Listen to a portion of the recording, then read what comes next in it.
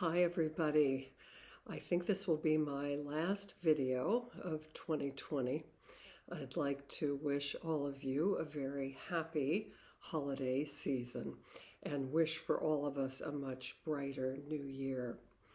At the end of the year, we also think back, and in this case, mourning the loss of Dr. David Malan, one of the founding fathers of short-term dynamic psychotherapy and a truly remarkable human being.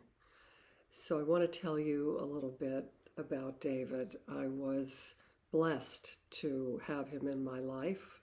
I met him, probably in the 90s in New York City, at a conference where I was presenting the case of the cold-blooded businessman, and he was on the panel.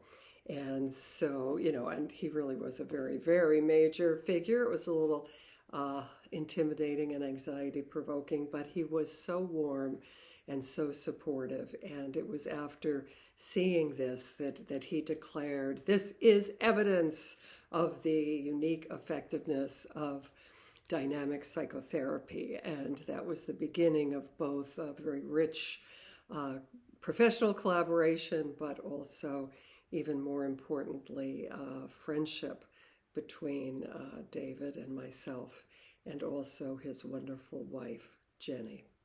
So when we look at David Malan, again, he really is one of the founding fathers, along with Alexander and French. So he started back in the 50s with Michael Balint to experiment with the possibility of being able to do psychodynamic, psychoanalytic work, in other words, deep work getting to the unconscious driver of patients' symptoms and suffering in a relatively brief period of time. Was this possible? Now, David was a scientist. He studied chemistry and was a research chemist. And so he had that way of thinking, that mindset, the scientific method. So he did research on dynamic psychotherapy, which was rare. Alexander and French did too, and so did Menninger. But it was difficult to do, and not too many people were doing it at that time. So at the time, again, psychoanalysis was in its heyday.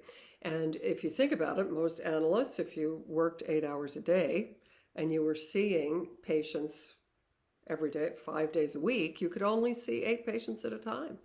So there was a huge waiting list at the Tavistock Clinic. And so he thought, well, let's see, is it possible that we could select? So first of all, he thought selection criteria would be extremely important, assuming that only the healthiest, most well put together people with maybe a single problem of recent origin could possibly make use of a brief dynamic psychotherapy. So they went to the waiting list and did some preliminary interviews, and much to their chagrin, could not find any of these healthy people waiting for treatment. And so they threw caution to the wind and decided to give it a try, even with patients who had multiple problems of a chronic nature. And much to their surprise, they found that most of the most dramatic, deep, and lasting changes, in fact, happened in some of these complex and chronic cases. So it was one of the first, if not the first, research study to suggest that history and diagnosis are not the most important predictors of response to treatment. So it was what he discovered was response to interpretation, because interpretation, of course, was the main tool being used by all analytic and dynamically oriented therapists at the time.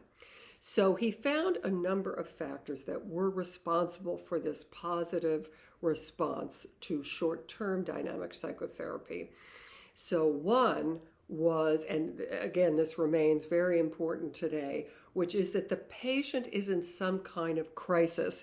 So even if they've been suffering for years and decades, if they're in a current crisis now, right, that tends to bode well for being able to really make use of brief intervention. Both the person is suffering, right? They're in need, they're in a crisis, and almost by definition, that crisis is the result of the patient's typical defenses having broken down, right? Whatever the environmental trigger was or the intensity of the feelings were so great that the defenses were already breaking down, making entry into the system much easier. If, and this was the second, so that's a patient variable, they're in crisis. Then a therapist variable was found to be crucial. The therapist had to be able to identify this conflict and understand it as the most recent iteration of a repetitive crisis or conflict that had its origins in the past. So this is what we would call the triangle of person, that link between the current and the past, and also sometimes in the transference, seeing that same pattern being repeated. And it was either Menninger or Israel who originally developed that triangle of person. And then it was Malan who developed the triangle of conflict, right, where feelings are at the bottom, feelings that generate anxiety and drive the need for defense, and then putting those two triangles together. So that was a major contribution of Malan's that came out of this work. So in addition to the patient variable and the therapist variable, there was an interactional variable in a sense, which is that as the therapist was able to identify this repetitive pattern and begin to press for the feelings that were getting stirred up in the symptom generating or conflictual situation, the patient had to be able to respond in an emotionally significant way to these interpretations within the first 4 sessions. And if that happened, again, the prognosis for them being able to make deep and lasting change in a brief amount of time was actually quite good. And how did he know that it was lasting? Because he did follow-up interviews. And this was the other huge thing that David developed and promoted and really contributed to the field, which is not just looking at how does somebody do from the beginning to the end of treatment, but are those results lasting?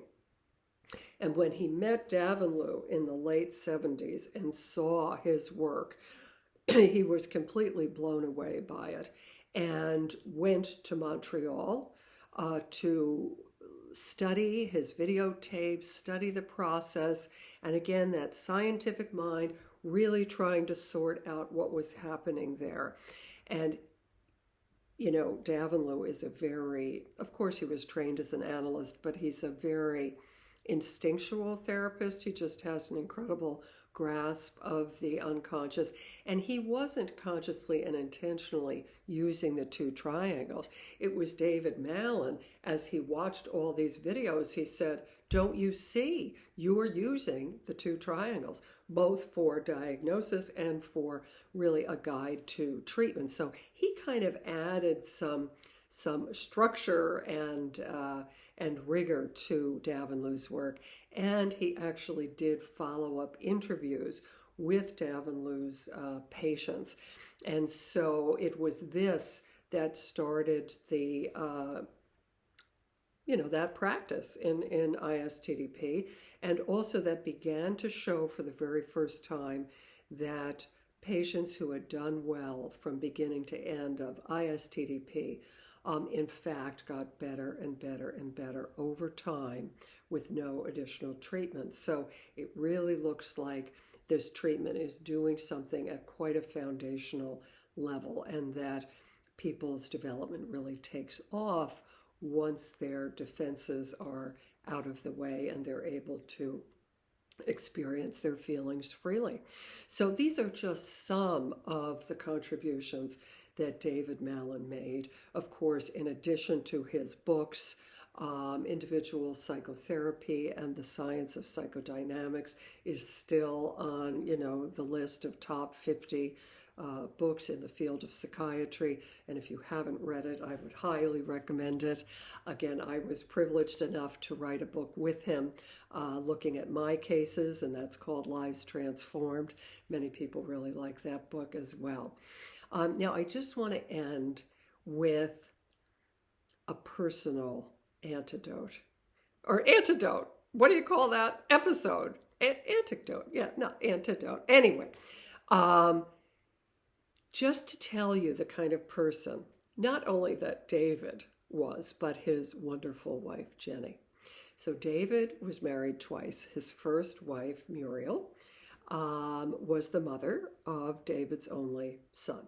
So they were married, I don't know, 15, 20 years, something like that. And then they got divorced, and he married Jenny. Many, many years later, maybe 15 years ago. Muriel was ill and had to be hospitalized. Well, not only did David and Jenny go visit her in the hospital every day and bring her food and so on, but when she was ready to be released from the hospital, Jenny went over to the apartment where Muriel lived just to tidy up, and to bring provisions, right? Make sure the fridge was stocked.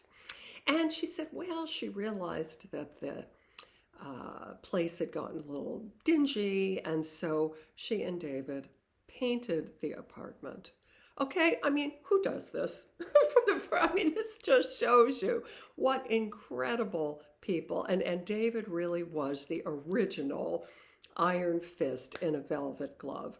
He was so dear and so tender and so loving, but also fierce about this process and the hope and the possibility and the promise of doing deep and transformational work in the shortest amount of time, helping people become free of their suffering. So I just want to celebrate and remember Dr. David Malan and invite all of you to read his work. So thanks, and I'll see you in 2021. Bye-bye.